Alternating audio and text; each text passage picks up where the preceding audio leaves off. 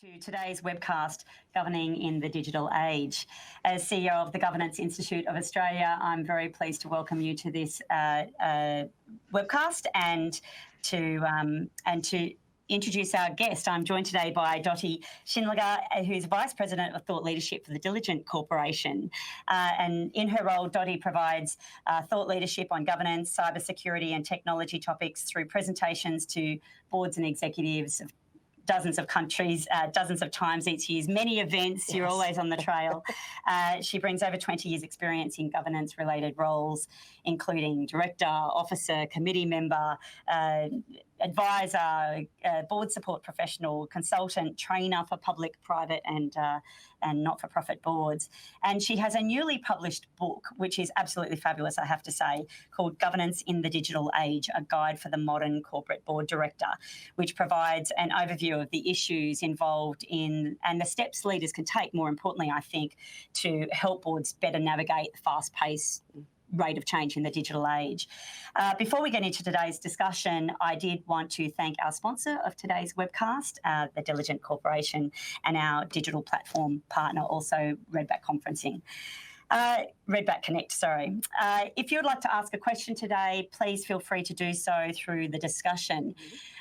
Dottie, welcome. And the first thing that I wanted to ask you actually was what prompted this book in all of your travels, in all of the work that you've done in corporate governance to date? Why now and why this book in the format that it came? Great. Well, Megan, thank you so much for having me. I'm delighted to be here on the webcast. So this has been something I've been thinking about doing for a long time. I've been working in the area of governance, as you mentioned, for a very long time in a lot of different roles. And it's been really interesting to see how governance is evolving over that period of time. And I would say really within the past, even just 5 years, we've started to see kind of an acceleration of that change. In particular, I think the speed of information, things are moving at such a rapid pace. I mean, it's a time when directors are expected to be able to react positively and constructively to anything that comes at them from left field. And it could be a hashtag #MeToo tweet that morning, which has now just gone live around the world about something terrible happening within their organization, and they are now expected to have the perfect response. And so it's just become a very challenging time to be a good director. We wanted to try to understand what's happening, and then most importantly, we felt like there were a lot of things written about what goes wrong, but there weren't a lot of things written about what can go right. And so we wanted to try to collect stories from directors around the world. We wanted to do some research and try to understand what are some things that have been working. You know, not that these are panaceas, not that these are magic solutions, but just some stories that could maybe be helpful to people as they try to navigate this incredibly difficult job. It's only getting harder, not easier. Indeed, it certainly is. And look, I know the boards that I've been a part of, the boards that I've worked with, technology is really changing the game, not just in terms of the mode of information, the volume of information, the way that the business operates, the markets, how it can access reach to markets, the scalability of technology, but one of the things that really strikes me of how technology is changing the way that a board works is the immediacy of information. Right. Because traditionally, as an executive, you would have your team write board papers and then you'd go through a management process of those. And so a couple of weeks in review, and then you'd load them onto a platform, and then the directors would have a good 10 days to have a look at them. If either, and we used to send them out hard copy, of course. Back in the good old days, we used to send them out hard copy. So by the time directors were getting information, even if they got them only a few days before the board meeting, the information itself was old. Up to a month old. That's right.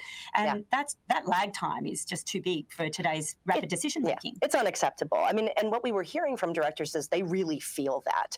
They are no longer satisfied to wait. And what we were hearing from a lot of them is that they're just going out and doing their own due diligence now. So, you know, if you're a company secretary or you're a general counsel, that probably puts your ears up a little bit that, oh, they're out digging and finding information with or without us. And, you know, that can be challenging, I think, particularly for company secretaries and general counsels, that, you know, now what they may be doing is finding information that is now out of context. And so they're going to need that context to be built around that information so they can really understand it within the proper framework and proper setting. But setting that aside for a moment, I think we have to really begin to understand that the activity of governance is going to need to change. As you've very perfectly described, I think those days are over. I don't think a lot of boards have necessarily changed how they operate, unfortunately, but the days are kind of over when it was sufficient to make decisions on information that was 4 weeks old. We really can't operate that way. And if you think about it, there's no other part of our businesses that we would ask to operate that way. Why on earth would we expect our boards to operate that way? They're, I don't know, only the leaders of the organization. So why would we want them to do that? So we have to have better tools in place. And it's really kind of 3 things that you need to focus on. It's the tools. You need to have the right technology in place, but you also need to have the right processes and the right people. And we were hearing from directors about the challenges of all 3. And actually, just before we started this webcast, you and I were having a quick conversation about how challenging it is that every business now is a digital technology business, regardless of your industry, regardless of your focus. You have a website, you're probably handling some e-commerce, you are handling communication with your customers online. You are a technology business. And yet, sadly, globally, only 17.5% of directors have any technology expertise. I mean, that's paltry. And it's not really positioning our organizations for success. So we have some challenges that we need to meet in terms of the people. And when I say the people, I don't mean a wholesale sweeping of all directors and replacement, but I am saying that we do have to focus some of our time and attention on education. And the directors need to also step up their own game and do that. And then we have to make sure that the processes we have in place are really supporting organizations being kind of cutting edge in their thinking. So for example, if you're thinking about a strategy that's been given to you from management and you're trying to understand where should we be allocating funds and where should we be doubling down, well, if that strategy doesn't take into account a lot of digital technology, that should be your first warning flag. If you're not cued to think that way, you could miss that. You could completely miss that that's an issue and just say, yeah, sounds like a good strategy. And within 3 years, your company's out of business. Yeah. So it's a huge source of risk. So I think there's a few things that need to be adjusted there. And then in terms of the tools, the technology is just getting better and better. It's getting easier and easier to use. And I think we're now starting to shift from how do we have technology in the boardroom that just replicates what we were always doing? And now we're starting to think about how can we actually leverage these really cool digital tools to change how we work. So directors are not just getting a online, what used to be a paper board pack online. They're now kind of getting access to analytics, to have the ability to do their own research, to have the ability to kind of dig deeper and get at the underlying data in real time, so that when they get that summary from the general counsel or company secretary's office, they have that deeper context already at their fingertips. Yeah. So I think we're starting to see that shift. Yeah, absolutely. I've seen some cool examples of how real-time data analytics can help boards to do scenario planning for different opportunities, for example, and that allows a much deeper and richer conversation with regards to options analysis, which is really the beginning of all good decision making. Is not jumping to conclusion, but to do the options analysis. Right. Really understand the problem. I wanted to talk a little bit about, you've talked about the people and the processes as well as the programs, and that's fantastic. I wanted to talk first and foremost about the people, because you explore a lot in the book. You've mentioned around the 17% mark in terms of digital capability on boards. Not adequate. Certainly, it feels very familiar to the conversation about women on boards. And so I was wondering if you could draw some parallels between the conversation of women on boards and digital native or digital capable directors, and also just to talk about, if we know that we need them, where do we get them from? And how do we upskill them and support them so that they are really fully functioning, respected members of the board without necessarily having the CEO, executive P&L experience that other directors might have. Yeah. Okay, so there's a lot there. So let's unpack that. Okay, so let's just start with kind of the people on boards and what's happening around, kind of diversity questions writ large. What we were hearing from directors as we did the research for the book was that they are now shifting how they think about diversity. I think for a long time, we've been focused particularly on gender diversity on boards. There's been a lot of movement there. There's been a lot of efforts there in lots of countries and across investors and other places to diversify boards from a gender perspective. But what we were hearing now from directors was that they now see that issue differently than they may have in the past. In the past, they may have said, okay, this is something that we're going to have to do, or it's something that we should do to placate our shareholders and our stakeholders. And now they're starting seeing it as a competitive advantage, because they're understanding that if everyone in the boardroom is roughly the same age, and everyone in the boardroom is, roughly from the same background. They've all been former CEOs or current CEOs. They all kind of look the same. they think the same. And if they all think the same, they are inviting a huge source of risk because, again, we're now in this era of volatility, uncertainty, complexity, and ambiguity. And the only organizations that will win in that kind of an environment are those that are resilient. And the only way you can build resilience is to have a lot of perspectives. You know, scenario planning is a good example. But you can't necessarily adequately prepare for scenarios if you all look at the scenario through the same lens. You need different perspectives. You need people from different parts of the world. You need people with different ethnic backgrounds, different upbringings, different genders, different ages, different skill sets. So now we're starting to see things shifting quite a bit. And then in terms of where do you find those people? Well, you start by looking at other places. It's a funny thing, you know, it just is invariably true that when directors think, hey, we need to get our next couple of directors on the board, or we're, you know, someone's going to be rotating off, or we want to add a seat, they just always follow the same playbook, which is what CEOs do we know who would be good? And frankly, if that's where you're looking, well, then of course you're having difficulty finding women because they only represent about 18% of CEOs globally. So you need to look in other places. And one of the best places you can look is at the VP level. Yep. So if you start to look at the VP level, you're going to start to find these incredible professionals who have a long and very successful track record and career, but for lots of reasons may not be in the CEO chair. They might know everything about P&L, but they also might have technology expertise. Look for CIOs, look for chief technology officers, maybe even the occasional VP of IT. Now, the VPs of IT might be amazing. You just have to kind of make sure that they've got the softer skill set in place, and many of them do and are exceptional. So you can start to look in these other places, and once you get to that VP level, it opens up a new world of potential for you, including women, people of color. It may include people from different parts of the world, definitely different age ranges. Yeah. Now, one other thing we heard from directors was, remember, this is a two-way street. So you have to also just take a hard look in the mirror and make sure you are ready to bring in these diverse candidates. Because if you only bring in one diverse candidate, that person is not going to last very long. They're not going to want to stay. They may not want to join in the first place. And so that can be a huge challenge. You really have to make sure that you've done the internal housekeeping to make sure that you have a healthy culture, one that is open to discussion and to dissent and to, you know, rigorous process, and then really get ready to bring in people and try to the best of your ability not to have one person that represents an outlier opinion, but have two that can provide, you know, alternate opinions, have three, have four, you know, try to bring in a lot of different perspectives, and that will make it a much more successful process. Yeah, fantastic. And that's definitely, I have to say, my experience. Also, the concept of, I think it's really challenging to get someone with a different perspective, because if you don't get that critical mass, then the rest of the board almost sees its role as training that new person in their perspective. And so the diversity of cognitive development, for example, the cognitive diversity just never really translates, because by the time they spend a few years, they've been incarcerated in old-fashioned ways already. Yeah, well, there's sort of a catchphrase for that, right? It's fit. Yes. You know, is this person the right fit? And often that's code for they think differently than we do, and we can't convince them we're right. Yes. You know, so you do need to, you know, I think do that first step, which is really take a hard look at, are we challenging ourselves enough? You know, when we make a decision, how fast do we arrive at it? Yeah. We often think that it's like a bad thing if we don't come to consensus quickly. And I would totally argue the opposite. If you come to consensus quickly, now listen, on some issues, it's fine.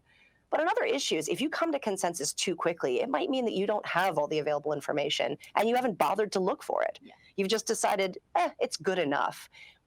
Well, is that going to really position you for success? Maybe. Yeah. It's probably going to be better if you have to work a little harder. And that is something that we heard, again, as we did the research for the book, that when the boards become more diverse, they do have to work a bit harder to get to decisions, because they do have to talk it through and they have to encapsulate all these different perspectives. It's a little bit harder work, but the benefit is they have a better outcome. Yeah. They definitely have a better decision that is more resilient because it's already been tested by the board before it has to go out into the limelight. So it's a little more time consuming, maybe a little harder, but definitely worth it. Definitely. So onto processes now. You talked about how the use of technology, both in the boardroom and in terms of the data analytics coming through reporting to the board, will fundamentally change how boards make their decisions, but I wanted to talk about how it would change the physicality of how boards meet, the tenure of how they meet, how frequently they meet, the frequency of meetings, the speed of meetings, using platforms such as webcasts and video conferencing and virtual technology and holograms and all sorts of things that will be happening into the future. Right. So I wanted to talk a little bit about how the concept of what it means to be a director will actually change. Yeah, really good questions. Again, a lot there. So try to break it down a little bit. But I think the first thing is we have to maybe start by just understanding why and when to use a meeting, right? There's a lot of stuff that we pack into meetings right now that could very easily be handled with the right technology. We don't need to get together to do it. So here's a good example. If we have a report that we need the directors to understand, why don't we just provide it to them in advance and let them read it? And then when we come together in the meeting, what we use that time for, rather than presenting to them the report, we use that time to have them pose questions, challenge things in the report. And the report should also, by the way, not just be a list of facts, but it should be, maybe a nice summary at the beginning, an executive summary. And actually, one of the company secretaries we spoke to, Pamela Coles, who's the company secretary for Rolls-Royce, has a really interesting process for this. What they do is a one-page executive summary for every single report that gets prepared to the board. And that executive summary has to include a very high-level overview of what's in the report.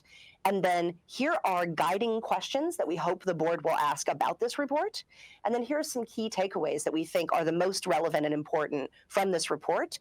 And then an additional section, which is for further reading. And it would be related articles or other related pieces of data that they might want to check into. Every single report that goes to the board must have that. And all that information goes out through their electronic board platform well in advance of the meeting. But what's happening with the rest of the report is it can be a bit more real time because they've got this executive summary. They understand this is a point in time. And if they want to, they can link through and then dig into the background data. And that data can be refreshed in real time and might actually change some of the executive summary right before the meeting. Yeah. So it's a different process. And that speaks a little bit more to what we should expect from directors, right? Because in the case of that board, the directors understand that it is their responsibility not only to read this information, but to engage with it and to do so in advance of the meeting. And what that then means is the meeting itself becomes a time to have the deeper discussion, to have the strategic level discussion. There's not a lot of passive sitting back and listening at those meetings. It's much more active. It's much more engaged. The directors are probing and asking questions. And that's probably a good place to start with meetings. Before we get to should it be a teleconference, should it be a hologram, just start with how much time are we spending in meetings where directors aren't talking? Yes. If the balance of your meetings is really the majority of them sitting there and listening, that might be the first thing to check into.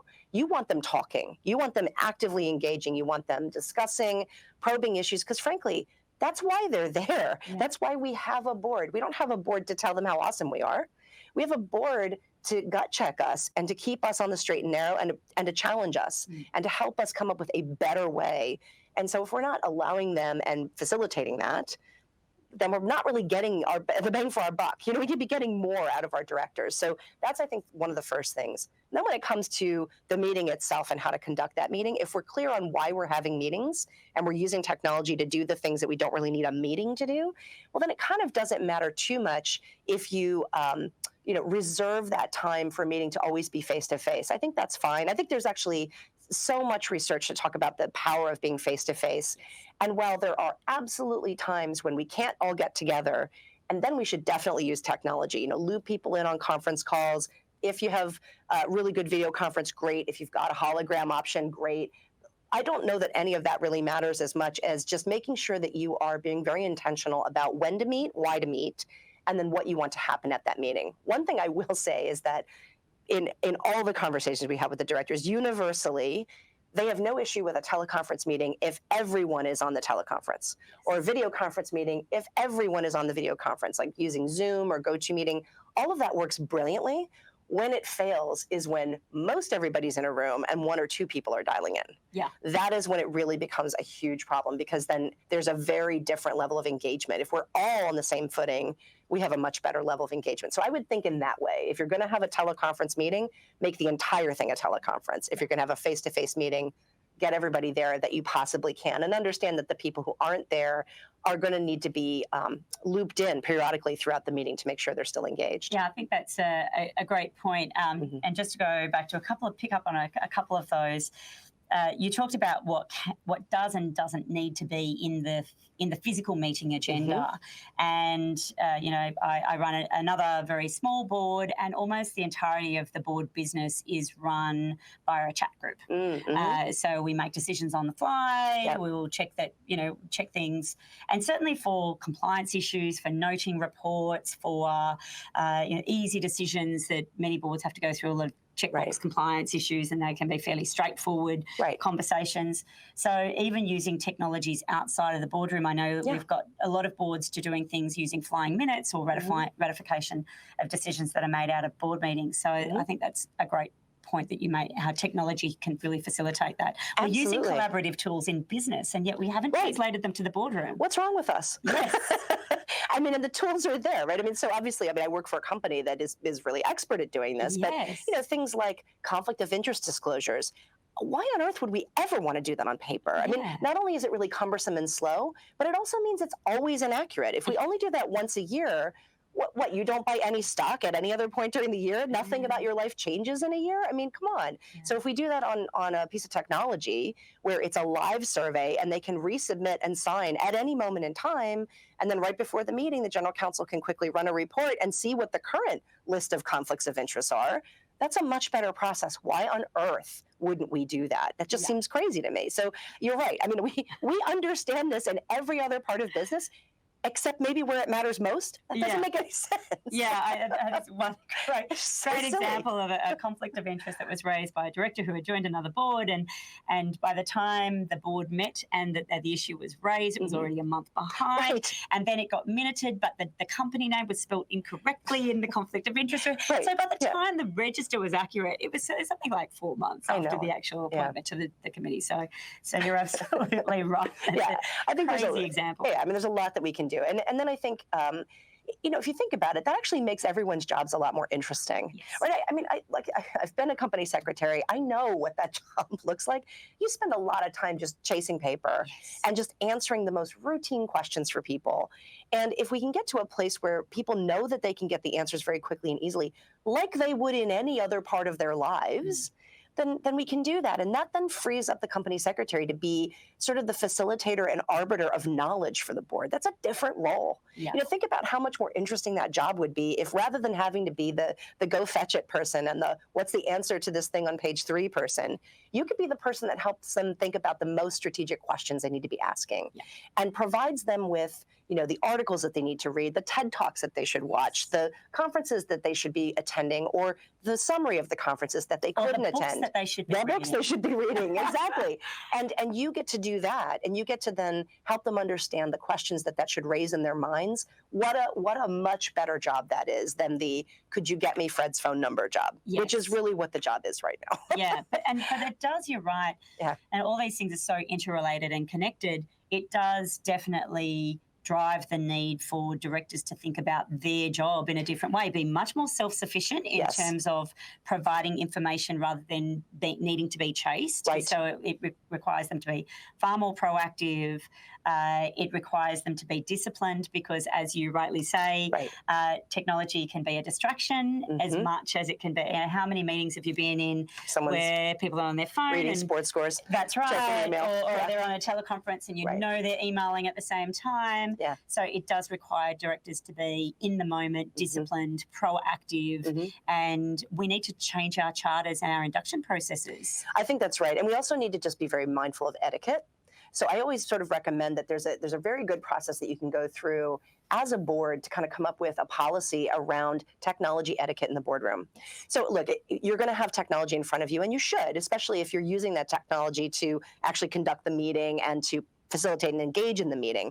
But you should also have the freedom to say, okay, I need 2 minutes of everyone's undivided attention. Could you please put your technology away for 2 minutes? That's completely reasonable. And I think if you can have those conversations about process and about etiquette and have a policy for the board of here are the situations within which we do the following, I think it just raises the level of discourse, and it also raises the level of awareness of all the directors of what their behavior is expected to be. And if they set it themselves, they're much more likely to follow it. So if they have a stake in coming up with that policy, and maybe, every new cycle when new board members come in, maybe you refresh that policy so everybody's on board. And that can be very, very helpful. Such a great idea. I wanted to talk about boards really understanding disruption for their industries. So going beyond what happens in the boardroom and then thinking about the business. How can we assist directors, but also professionals that work in governance to look outside the silos of often operational areas? Right. So all executives that are reporting to the board need to be thinking about how digitisation could disrupt their part of their section in any business. Right. How can we lift the skill set? How can we lift the education? Yeah, and unfortunately, it's going to be a little bit of a heavy lift for now, because I think we do have, the average age of board members is about 63 and a half years of age globally, and maybe a little bit younger here in Australia. But I know globally that, it is getting older every year. And so we are talking about individuals that were in their 40s when the dot-com era happened in the late 90s. I mean, so, it's not necessarily a group of people that think tech first. Yep. So we do have a pretty big lift that we have to do, but we have to do it because, our businesses are fueled by technology no matter what business you're in. And so if they're not thinking tech first, then you're in real trouble. So I think there's a few things. First of all, you do want to be looking for books that they can be reading, and you want to make that part of the plan for the board meeting. Now, I know our agendas are packed, and I know that we have a ton of compliance stuff that we have to do. But again, if you're beginning to start to use technology to help offload some of the compliance activities outside of meetings using these smart, secure tools, then you maybe have a little time freed back up for board education. And board education should be part of every single meeting. So whether it's something they're reading, whether it's a TED Talk they watch, whether it's a conference they attend, or actually, as one of our directors, we interviewed this woman, Betsy Atkins, who's on the board of a bunch of boards, but she's on Volvo Cars as one of the boards that she's on. And they did something very interesting. They basically took the board on a field trip to a completely unrelated company called Schneider Electric to visit their R&D department. Well, the reason they did this was because the R&D department at Schneider Electric was working on the infrastructure planning for self-driving cars. So they thought, hey, here's this non-competing business that's working on something that could be really important for us to know more about, and we don't know enough about it. Let's just go chat with the engineers over there and just find out what they're doing. And that one field trip, which lasted maybe 4 hours, completely changed the next 4 board meetings that they had, completely changed the agenda. And frankly, I think may be very advantageous to Volvo. We'll have to see. We'll have to see what happens. But the point was, it helped the board get educated on stuff they didn't know anything about that was critical to their industry. So you have to kind of cast the net broadly and keep an open mind. You never really know. We cannot predict what next technology is going to, undercut something. But what we can do is just keep an open mind and keep learning and sort of treat this as being a student of the business and look outside your industry as much as you need to kind of keep people informed. Yeah, I think just to keep the car analogy going, I think it's like any leader, be it director or a senior governance executive or CEO, leadership is like driving the car with the kids in the back. You've got to have the 2 eyes in the back of your head looking at what's going on in the back seat, but you definitely have to have those 2 eyes out in the front with the periphery and looking at what's in front of you and then keeping your eye on the road ahead. So and I think the problem has been traditionally, I think our boards have spent all their time sitting backwards, all just looking at financial data from the past, looking at reports from the past, and spending really little to no time in board meetings talking about the future and the potential. Yeah. I think that's a huge source of risk. I just don't think that we can operate that way anymore. Yeah, it's funny. Now that you mention it, we've often talked about directors having the dual role of compliance and performance, but maybe it should be compliance, performance, and the future. And we should even change that paradigm, because it's performance almost gives the connotation of current performance or past performance, at least trend performance, but it's the future direction of the business where the really cutting edge conversation is, where the value creators are going to lead the way and others will fall by the wayside. Yeah, a friend and colleague of mine, a woman by the name of Nancy Axelrod in the US, she's been a governance consultant for a good long time, and she has a perfect statement for it. She's like, the board's job is oversight, but also to provide insight and, when possible, foresight. And I think it's the insight and the foresight we don't spend nearly enough time cultivating, and frankly, are the things that will make the competitive difference for our organizations. Yeah, fantastic. I wanted to touch on, in the book, you talk about the behavioural profiles of boards. Yes. And this is just such a fascinating area because we've been profiling individual directors for so long. This is the first time I've really seen, the board profile explained in a really nice way. And I thought that I might ask you to take us through that. Sure, absolutely. So it was interesting. As we were talking to all these directors and doing this research, it kept coming up that there were different ways that boards would behave. And we started to kind of see a pattern. And so we created this framework. Now, I will say this framework needs to be tested. It needs to be refined. But what we started to see was sort of in this digital age, there were sort of 4 different personality profiles of boards. Now, these are not like a Myers-Briggs test. It's not like if you're this kind of board, you're always going to be this kind of board. But what we saw was that, if a board was behaving, for example, as a foundational board, they tended to be smaller. They tended to have very informal processes. They didn't spend a lot of time with, a lot of committees or a lot of very rigid processes. And they were very focused on growth, almost to the exclusion of everything else. That's not to say that every board doesn't focus on growth, but it's to say that this, the foundational board, they focused on growth to almost the exclusion of everything else. But that was in radical contrast from what we called the structural board, which was very focused on process, very focused on things like compliance and oversight, maybe had a bigger board and a bigger committee structure, and spent a lot more time thinking about process than growth. A third type of board that we saw, we called the catalyst board. And often that would happen when there had been a big scandal. So the board would tend to include a lot of new folks, and their focus was really about transformation and turnaround. So they sort of saw themselves as change agents. That board had a very different profile from the other two, in the sense that the directors themselves got very hungry for analytics that came from outside the company. So they would really go out and do a lot of digging, a lot of due diligence, and they would sort of feel like it is our job to bring in the best ideas and really make sure this organization can turn around and be good. And then the final one we saw was by far the least common, but what we think is this represents the future. It's something we're sort of thinking of as modern governance, where we're going to head. And that's, this blending of technology and process and people to really have the best outcomes. But we called that the Futuristic Board. And the reason we called it the Futuristic Board is these board members are very focused on legacy. They think about long-term sustainability of the organization, and how can we build an organization that is very resilient, knows where it's heading, but doesn't always know exactly the path it's going to take to get there, and is nimble enough to change direction whenever needed without losing sight of the overall goal. Very interesting board. They tended to be the most active consumers of information, the most highly engaged, and they also were thinking a lot about things like succession planning and when they were going to step out of their board role and bring in new blood, which was kind of unusual, but I do think that is where we're going to head. I think we're going to have to head that direction.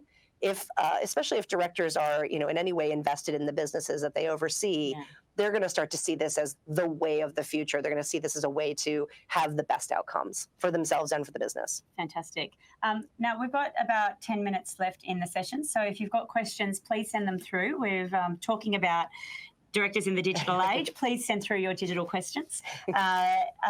I wanted to ask you a little bit about you, because you've created a podcast, haven't you, to continue the learning, because as we know, the rate of technology changes. I think it renews every 18 months. So how do we keep this conversation going so that this doesn't become something that's dusty on a shelf? It's such a great question. I mean, we turn the manuscript in October, right? So the moment it comes out in print in April, it's already kind of dated. So we created a podcast called the Corporate Director Podcast. It's coming out every other week. Right now, you can find, I think, 3 or 4 episodes. You can find it on iTunes and Stitcher and wherever else you like to get your podcasts. But we basically are using that podcast as an opportunity to do 2 things. One is we want to interview some of the people that we spoke to in the book amongst other directors. So it's really interviewing directors and finding out what's happening for them. But then it's also an opportunity for us to look at what's happening in the news and talk a little bit about, news about governance, obviously, and really talk a little bit about what's changing and what's happening. So it's an opportunity for us to look at current research and then speak directly to directors and get their voices out there, and really directors from around the world. So it's been great, good fun. I'm looking forward to seeing where it goes. Excellent. Well, I'll definitely be downloading and following that one.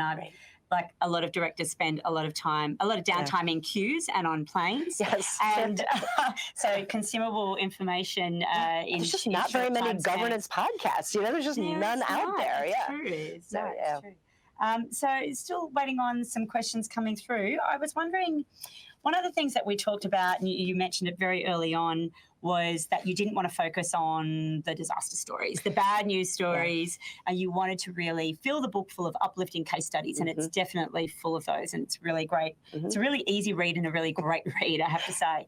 I was wondering whether you'd share one or two of your favourite case studies in terms of where you were just blown away by how things are working really well.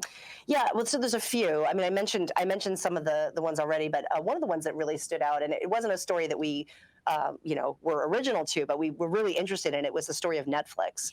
So they're just a fascinating company, and I don't know if you've spent any time reading or getting to know them, but they have a corporate culture that they call radical transparency, which you can decide what you think about that. It's a very unusual concept. It's a very unusual model.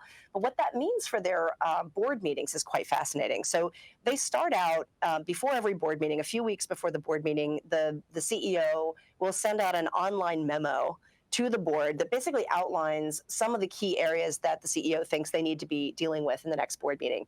And then the board members all go onto their platform and they basically jump into this online memo and they make it what they want it to be. So they put probing questions in, they put links to things that they've found, they add additional information, they ask for further detail. The end result is what becomes the material for the board meeting. Just that. Wow. Now, it might end up being, 1,000 pages when they're done, but it's because they've all contributed to it. And so when they come to the meeting, they all know exactly what they're going to be talking about. Yeah.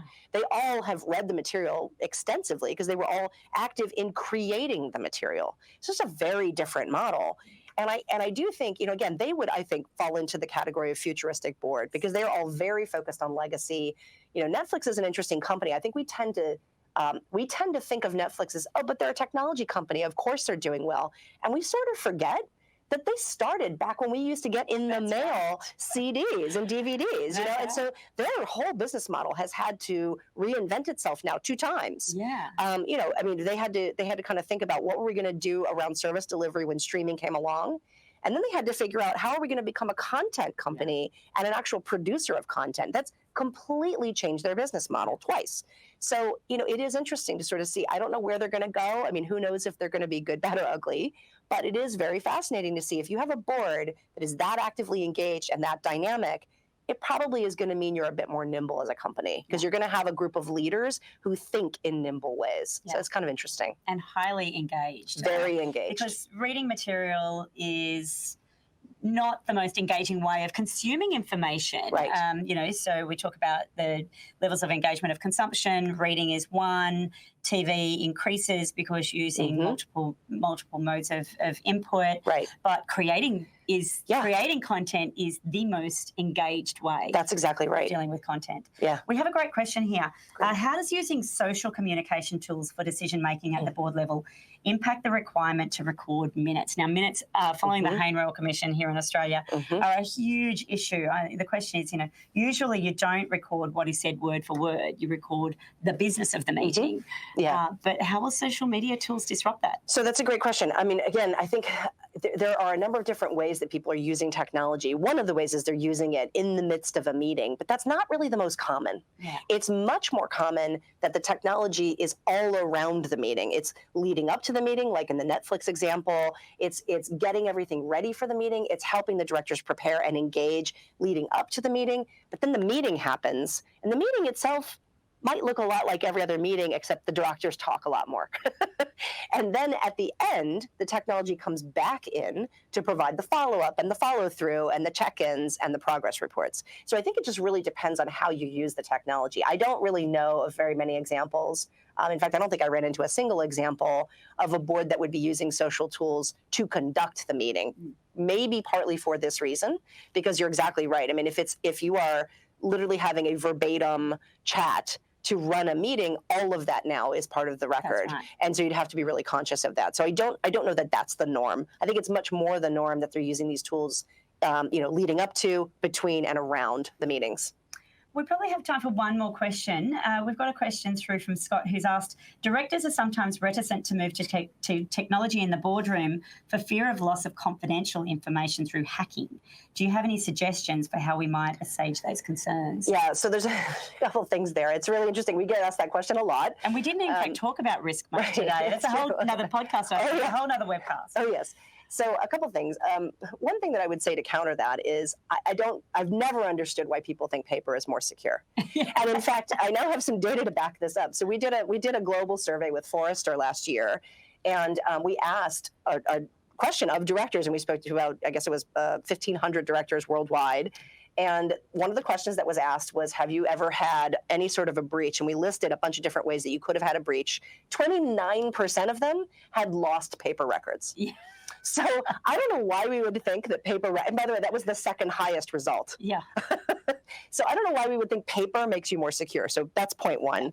But point two is in terms of what you are using for technology to communicate with the board, you do have to make sure you're using the right technology. Let me tell you what's not the right technology, which more than half of directors told us they use, is email. Email. People over email. Oh, God help me. It's terrible. Yeah. And especially because we know the email systems they're using. They're using Gmail. They're using Yahoo Mail. They're using AOL.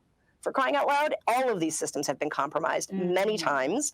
And there are very famous examples, including the former Secretary of State of the U.S., Colin Powell, who was a board member at Salesforce and had a 91-slide deck stolen, lifted out of his email because it was emailed to him. And then it showed up on the front page of the Wall Street Journal the next day, 2 weeks before the Salesforce meeting, and included their entire acquisition strategy for the next 18 months. Yeah, that impacted their stock price. So use the right tools. Make sure you're using tools that are encrypted. You really want tools that are purpose-built for board communication, for secure communication. And that way you have a number of different things that you can look into. You can find out about how they are pen testing their system. You can find out how they're security auditing their system. And you can ask lots of questions of the vendor and really make sure that that is protected. Fantastic. Look, I think that is unfortunately coming up on all we have time for today. It's been a really fascinating conversation. We're both fast talkers and we covered a lot of ground. That's true. Look, I can highly recommend this book. It's really fascinating reading. If you sit on a board, if you're answering into a board, or even if you're just interested in how governance is going to work going into the future and how technology can disrupt just yet another part of business. It's a really great read. Thank you so much, Dottie, for being part of this, for lending your insights today. It's been a really great conversation. Thanks all to our viewers today. A recording of this webcast will be sent to you within the next week or so look out for that. You can recreate some of the conversations. And of course, I'd like to again thank so much Diligent Corporation and Redback Connect, our partners, for helping us bring this webcast to you today. So on behalf of the Governance Institute of Australia, thanks so much for your time, and I look forward to talking to you again in the future. Have a great day.